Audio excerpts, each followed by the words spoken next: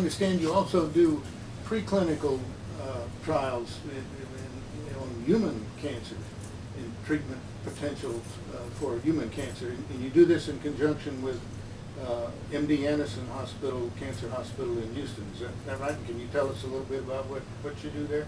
Yes, sir. Okay. So we have the second clinical trial we talked about with lymphoma is actually a clinical trial that's being sponsored, and the work is being done here and also with the lab at MD Anderson. And the thought is that because dogs and humans both get lymphoma, if we can make this work in the dog, we can probably make it work in the human as well. Dog diseases progress a lot faster than human disease, and so getting those kinds of results are good while still being beneficial to the dog, where we can get it in a timely fashion. The other thing that's important about our dog model that we can offer that other places cannot is that tumors in our animals are occurring spontaneously. And so these animals are getting cancer for the same reason that people get cancer. And for that reason, they're actually a real test of the types of drugs and therapies that we want to test.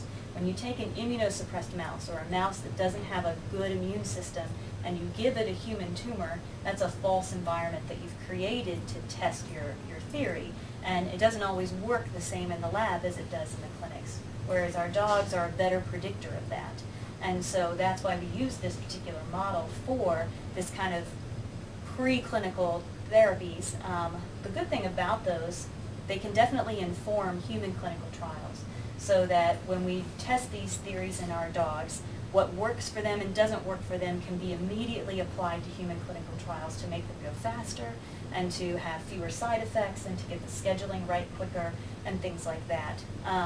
We have some good ties with them. We actually have a meeting coming up this week with 15 different scientists from MD Anderson who are coming down here to work on collaborations.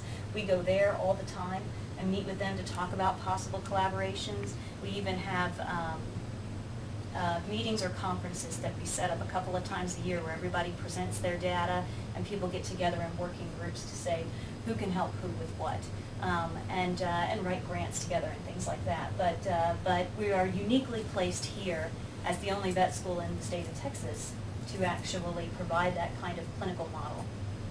Okay, thank you. Well, that's very exciting work you do, and I'm sure a lot of good is going to come from it. We hope so. Thanks again. Thank you.